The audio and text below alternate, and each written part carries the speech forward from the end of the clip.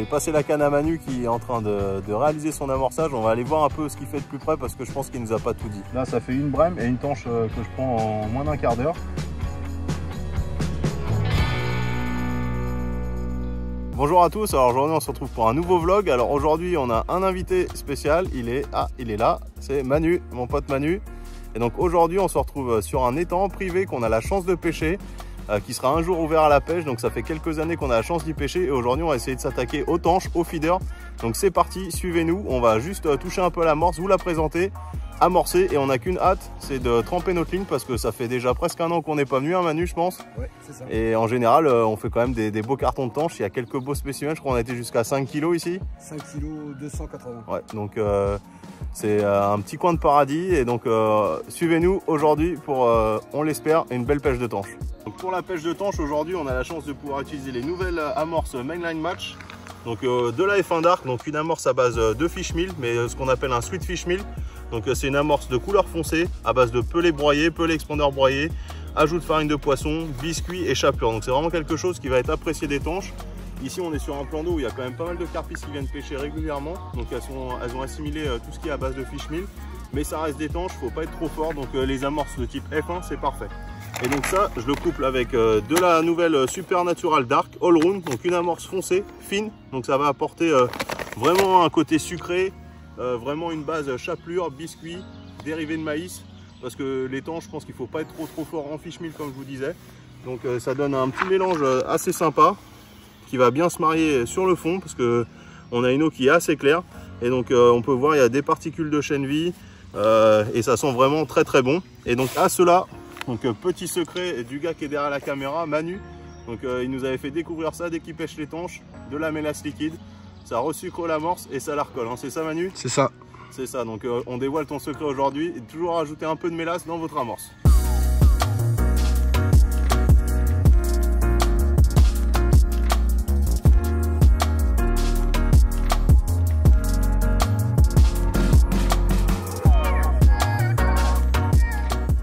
Donc on va attaquer la pêche, mais avant ça on va vous présenter ce qu'on utilise sur la desserte. Donc on a partagé les zèches avec mon poteau Manu à égalité, donc même amorce, même zèche.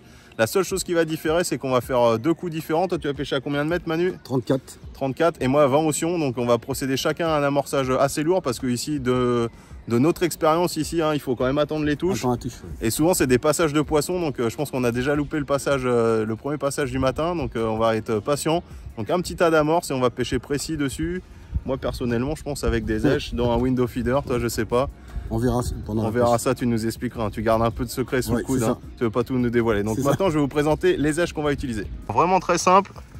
Des asticomores, donc comme on vous a dit on va faire un tapis d'amorce au départ. Donc ce qu'il faut c'est qu'il y ait des zèches qui restent sur le fond, donc des appâts inertes. On a quelques pinky vivants pour mettre à l'hameçon, pour mettre dans l'amorce au cas où la pêche est dure pour activer le coup. Du chènevis en grain parce que c'est des tanches, il y a beaucoup de carpistes ici et on sait que les tanches elles aiment bien tout ce qui est chènevis. Aussi du maïs, donc pour ajouter une petite note de couleur dans mon amorce noire. Donc ça va permettre d'attirer la curiosité des poissons et tous les gros poissons aiment le maïs. Ici on a des beaux terreaux de fumier qu'on vous présentera après, ramassés amoureusement par Manu il y a quelques semaines. Et là des dendros à couper parce que c'est vraiment un aimant pour les tanches. Donc c'est parti, on va procéder à l'amorçage.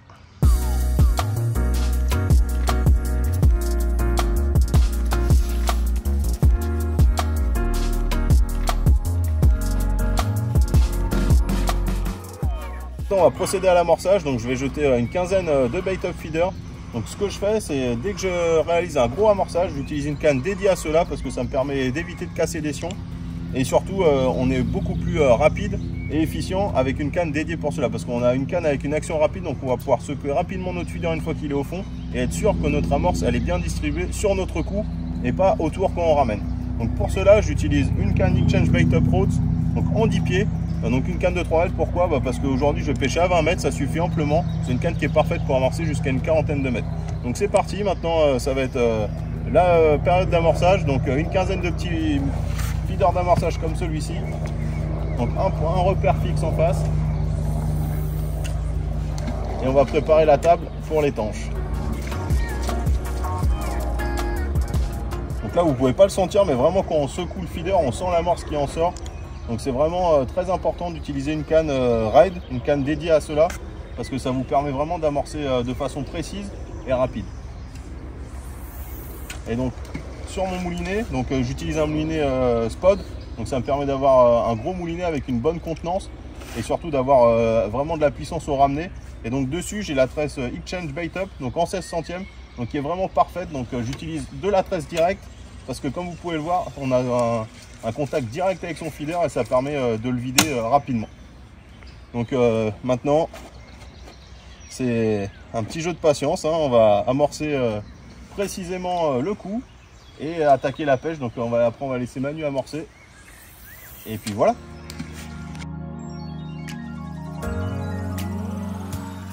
Bon, je viens de finir mon amorçage, je vais passer la canne à Manu qui est en train de réaliser son amorçage. On va aller voir un peu ce qu'il fait de plus près parce que je pense qu'il nous a pas tout dit.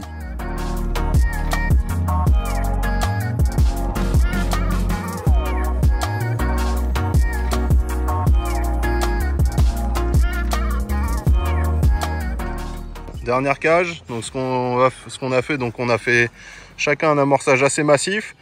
Donc ce qu'on va faire, c'est que maintenant on va se boire un petit café, prendre un petit pain, et puis on va laisser les jolies tanches et autres beaux poissons rentrer. Ça c'est quelque chose d'important quand vous pêchez les beaux poissons. Pensez à leur laisser le temps de rentrer. Donc nous, ce qu'on va faire, petit café, petit déjeuner, et après on attaque la pêche. Rapidement le matériel qu'on va utiliser aujourd'hui. Donc c'est assez simple. Donc vous nous avez amorcé avec cette canne, donc la DP Exchange Bait Up.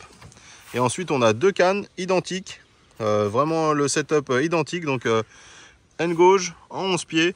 C'est vraiment des petites boules de puissance parfaites pour extraire l'étanche des herbiers ici, parce qu'on peut pas le voir là, mais on voit là il y a une tache d'herbier et une autre là, pas loin de là où Manu va pêcher. Moi ça devrait aller, il y a quelques arbres sur le côté. On sait qu'elles viennent souvent s'y balader quand on combat avec, donc ça va permettre, ces petites deux cannes en deux brins, ça va permettre de contrer les rushs d'étanches et de les ramener facilement.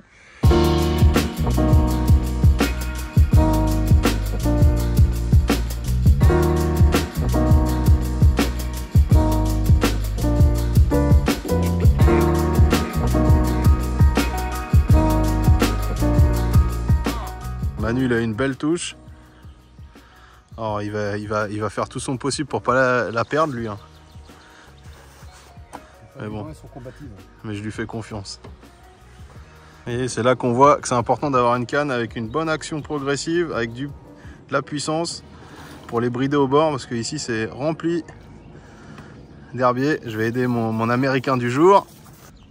Oh oui, joli! Voilà, ça a été long, mais elles ont fini par arriver. Les belles tanches. Voilà, un beau spécimen. C'est pas des plus grosses, mais voilà, c'est déjà un beau petit poisson. Voilà. Alors Manu, qu'est-ce qui s'est passé là? Bah, sûrement un passage dans le fil, je sais pas ce qui s'est passé, Baptiste. T'as eu une touche marquée quoi? Ah oui, une sacrée touche. Sacrée touche, mais rien au bout. Rien au bout. Bon. Allez, on y retourne, Baptiste. C'est de bonne augure. Je suis chaud là. T'es chaud bouillant, chaud Ah, bouillant. chaud bouillant, Baptiste.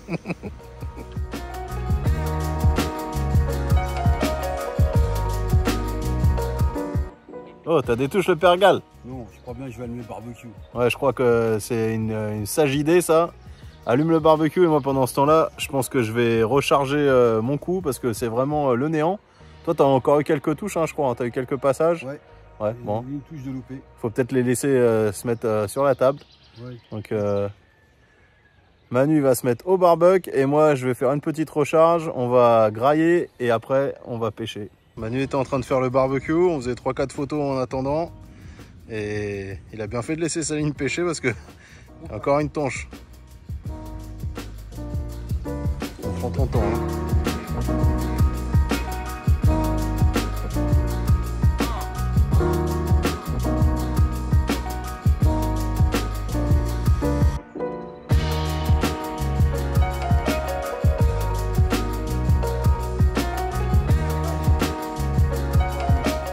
Alors on a le barbecue qui chauffe, mais on a Manu qui fait des siennes et qui vient de nous prendre deux tanches pendant que la brèche chauffait. Comme quoi c'est toujours à ce moment-là. Donc on dirait qu'il y a quelques poissons qui sont arrivés sur son coup ici en pleine eau. Donc on va continuer à surveiller le barbecue et surveiller les sions parce qu'on dirait qu'il y a quelques poissons en activité.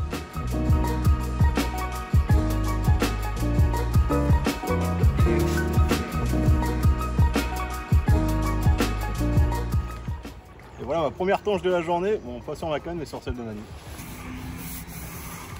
Ça s'est mis en route. Hop là, une belle brane. Bon, ici il y a beaucoup de tanches, mais des fois il y a des grosses branes qui viennent faire surprise. Là c'est le cas. Quel hameçon tu utilises et comment tu fais pour mettre tes terreaux? Parce que je sais que tu es un grand pêcheur au terreau, tu pêches beaucoup au terreau. Donc qui de mieux que toi peut nous expliquer comment bien les piquer? Bah, je pêche avec un hameçon feeder spécial. Et maintenant je vais vous montrer comment. Et en quelle taille il est celui-là? En 14. Ok, toi t'aimes bien un petit hameçon pour pêcher au terreau? Ouais, parce qu'ici c'est un peu compliqué aussi. Ok. Donc voilà. Tu prends un beau terreau que tu as ramassé avec amour. Que je coupe en deux. D'accord. Que je pince. Je le pique si je peux une deuxième fois. D'accord. J'en prends un autre. Ça, hop, que j'en pique. Je le laisse comme ça. Et maintenant j'en pique un troisième que je pince. D'accord. Voilà. Ah, t'as une belle pieuvre là. Voilà. Et ça bouge. Et c'est efficace. Et c'est propre. Et puis voilà. Et puis voilà les copains.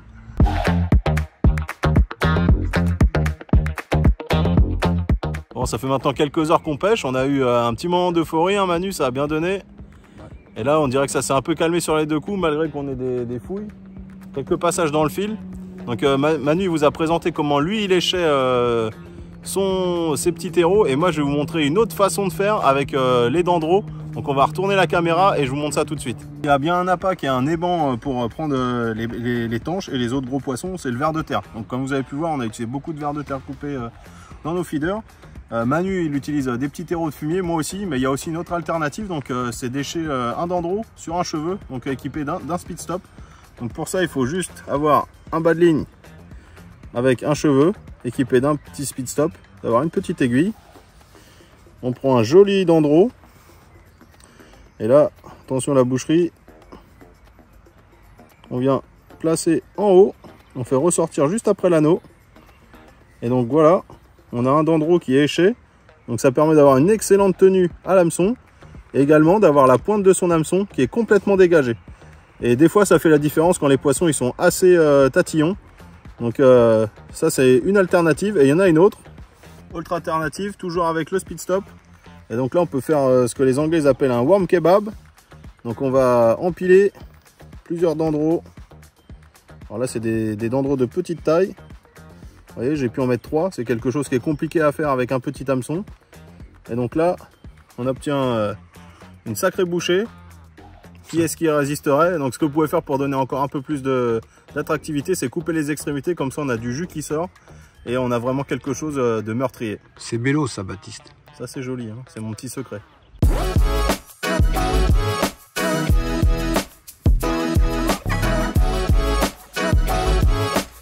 Il semblerait bien que la recharge sur le bord elle a fait du bien parce que en plus de Manu qui a eu des touches pas loin de son herbier au large, là ça fait une brème et une tanche que je prends en moins d'un quart d'heure. Donc on a juste eu le temps de manger, on a eu pas mal de touches pendant qu'on mangeait, donc c'était l'horreur de déjeuner à eux aussi quoi. Mais bon, on dirait qu'il y a quelques poissons, là ça commence à se couvrir, il y a un peu d'orage qui grogne aux alentours, donc la pêche est faite. Maintenant c'est question de plaisir à avoir des touches, mais on va surtout pas rester s'il y a de l'orage, hein.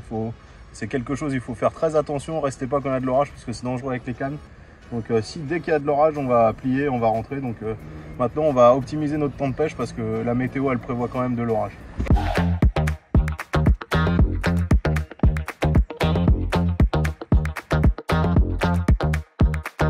Ça s'est calmé les touches. Je pense qu'il faut le temps que les tanches fassent le tour. Est-ce que tu peux nous montrer comment tu remplis ton feeder? Voilà. Alors qu'est-ce que tu mets dedans? Caster comme je te l'ai dit depuis le début. Voilà. Ton petit secret à toi c'est le caster. Voilà. Caster, ver de terre. Ok. Voilà. Tu sers bien dans ton feeder, non? Je sais un peu tout assez bien pour pas que ça sorte tout de suite au lancement. Ok. Puis voilà ma gueule.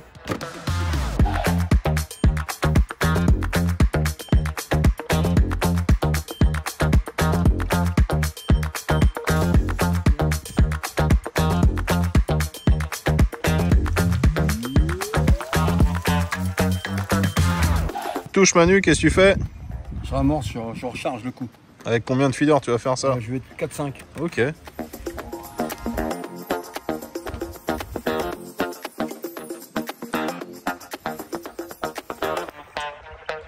Aujourd'hui, au niveau du montage, très simple. Donc un bas de ligne d'environ 50-60 cm parce que l'étanche c'est des poissons qui mangent toujours près de votre feeder. Donc aujourd'hui j'ai beaucoup utilisé un montage en cheveux, donc avec un petit speed stop et avec des morceaux de dendro ou un dendro entier enfilé dessus. Un hameçon, donc un Super XS en 14. Donc comme vous pouvez voir, c'est un hameçon qui est très agressif avec une longue pointe.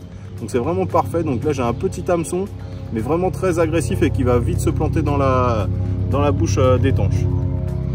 Et donc ensuite un montage tout ce qu'il y a de plus simple, donc avec une potence de taille moyenne. Donc pourquoi une potence de taille moyenne et pas une courte comme j'utiliserais d'habitude pour pêcher les brèmes et les plaquettes? Simplement parce que avec une potence courte on a quand même une vision des touches assez rapide. Là l'étanche c'est des poissons qui mangent assez lentement, donc ça leur laisse un peu plus de temps pour engamer et pour qu'on voit bien la touche. Donc tout ce qu'il y a de plus simple, ça coulisse, un stop float, une petite vrille, boucle dans boucle dans mon bas de ligne. Pourquoi boucle dans boucle et pas avec une attache rapide? Simplement parce que je pêche pas très loin, il n'y a pas de risque que ça vrille et je pense que ça offre un montage encore plus léger et plus discret. Aujourd'hui j'ai utilisé principalement des window feeder cage en taille M et L, donc selon le volume d'èche que je voulais descendre dans l'eau. Pourquoi j'utilise un window feeder? Parce que j'utilise beaucoup de vers de terre coupés bloqués avec un bouchon d'amorce, donc ça me permet vraiment une parfaite dissolution du contenant sur le fond. Et le fait d'avoir les cages, ça permet d'avoir un peu de particules qui tombent dans l'eau à la descente du feeder. Et je pense que ça c'est bon parce que ça permet d'avoir un petit nuage attractif au fond de l'eau et ça attire les poissons de loin. Voilà.